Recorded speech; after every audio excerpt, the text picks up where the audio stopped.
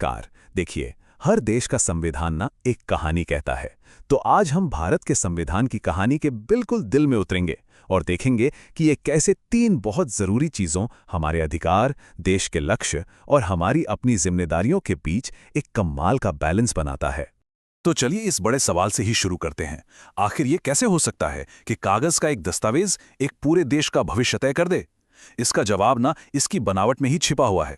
ये एक ऐसा डिजाइन है जो हमें बताता है कि हम आज क्या हैं और कल क्या बनना चाहते हैं। चलिए, तो सबसे पहले उन दो गाइडिंग स्टार्स को समझते हैं जो भारत के संविधान के पूरे विजन को दिशा दिखाते हैं। यही वो सिद्धांत हैं जो तय करते हैं कि सरकार की ताकत कहाँ तक है और समाज को आगे किस तरफ बढ़ना है। तो यहाँ पर दो बहुत बड़े आइडियाज हैं।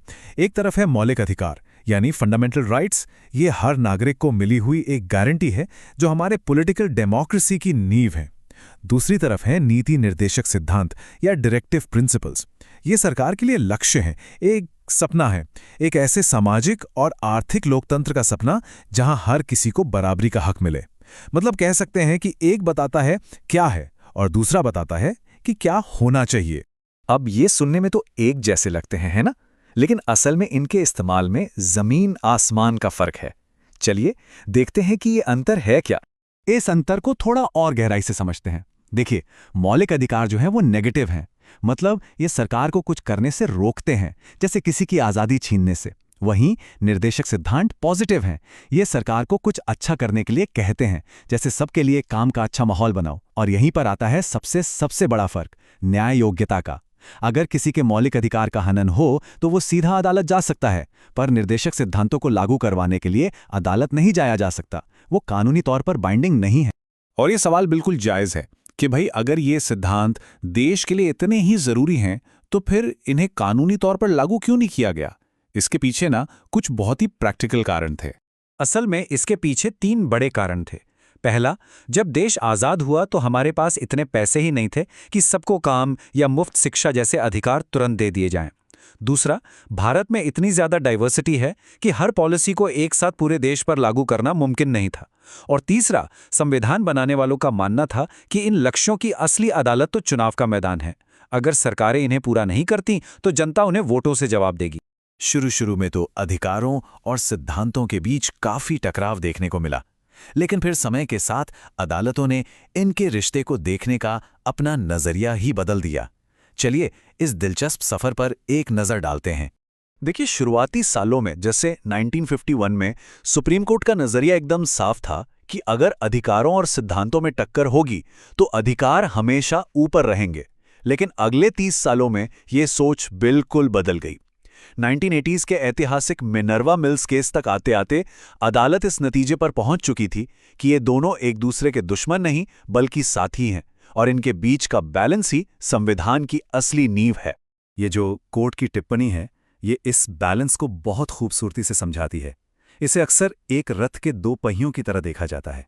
सोचिए, रथ को आगे बढ़ने के लिए दोनों पहियों की जरूरत होती है ना? कोई एक दूसरे से ज्यादा जरूरी नहीं हो सकता। तो इस बैलेंस को बनाने के लिए अदालतें एक खास टूल का इस्तेमाल करती हैं। इसे कहते हैं डॉक्ट्रिन ऑफ हार्मोनियस कंस्ट्रक्शन। इसे ऐसे समझिए जैसे आप एक पजल सॉल्व कर रहे हों। हर टुकड़ा अलग है, लेकिन आप उन्हें ऐसे जोड़ते हैं कि एक पूरी तस्वीर बने, न कि वे आपस में टकराएं। अदालतें भी संविधान के अलग अलग हिस्सों को बिल्कुल इसी तरह एक साथ पढ़ती हैं ताकि कोई टकराव ना हो और संविधान का असली मकसद पूरा हो।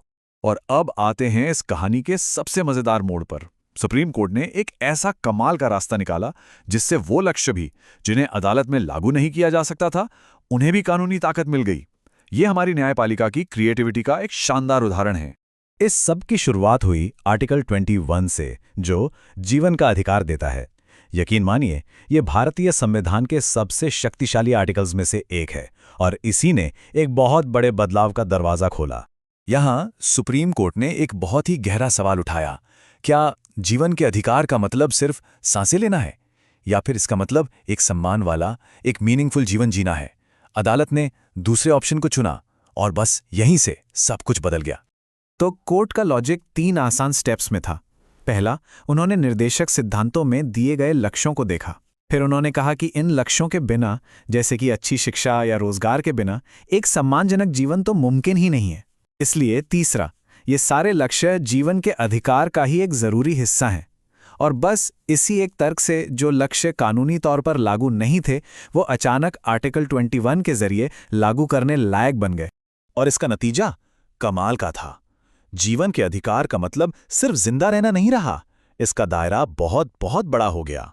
अब इसमें आजीविका का अधिकार, शिक्षा का अधिकार और यहां तक कि एक साफ सुथरे पर्यावरण का अधिकार भी शामिल हो गया। ये सभी आइडियाज सीधे सीधे निदेशक सिद्धांतों से उठाए गए थे। लेकिन ये कहानी सिर्फ सरकार के अधिकारों और लक्ष्यों के बारे में नहीं है। इस कहानी का एक तीसरा और बहुत जरूरी कोना भी है, और वो है हम, यानी नागरिकों के कर्तव्य। तो 1976 में संविधान में 11 मौलिक कर्तव्य जोड़े गए। ये हमें हमारी जिम्मेदारियों की याद दिलाते हैं। बिल्कुल, निर्देशक सिद्धांतों की तरह ही मौलिक कर्तव्यों को भी अदालत में लागू नहीं करवाया जा सकता। ये हमारे लिए एक मॉरल कंपस की तरह हैं, जो हर नागरिक को याद दिलाते हैं कि भाई अधिकारों के साथ साथ जिम्मेदारियां भी आती हैं, जैसे संविधान का सम्मान करना, भाईचारा बनाए रखना और देश की संपत्ति को नुकसान ना पहुंचाना। तो चलिए, अब तक हमने जो कुछ भी देखा है उसे एक साथ रखकर पूरी तस्वीर को समझते हैं। ये 3 स्तंभ मिलकर ही हमारे देश की नींव बनाते हैं। ये टेबल पूरी कहानी को एक नज़र में समेट देती है। मौलिक अधिकार जो भाग 3 में है वो कोर्ट में लागू हो सकते हैं और पॉलिटिकल डेमोक्रेसी पर फोकस करते हैं। निर्देशक सिद्धांत भाग 4 में कोर्ट में लागू नहीं होते और ये सामाजिक आर्थिक लोकतंत्र का लक्ष्य रखते हैं। और आखिर में मौलिक कर्तव्य भाग 4A में ये भी कोर्ट में लागू नहीं होते और नागरिकों की नैतिक जिम्मेदारियों पर फोकस करते हैं। अधिकार और सिद्धांत सरकार पर लागू होते हैं और कर्तव्य हम नागरिकों पर। यही वो 3 स्तंभ हैं जो मिलकर एक बैलेंस देश बनाते हैं। और हम इसी एक सवाल के साथ आज की बात खत्म करते हैं। एक मजबूत देश बनाने के लिए अधिकार, लक्ष्य और कर्तव्य तीनों ही जरूरी हैं। पर आज के समय में इन तीनों में से किस पर सबसे ज्यादा ध्यान देने की जरूरत है? ये एक ऐसा सवाल है जिस पर हम सभी को सोचना चाहिए।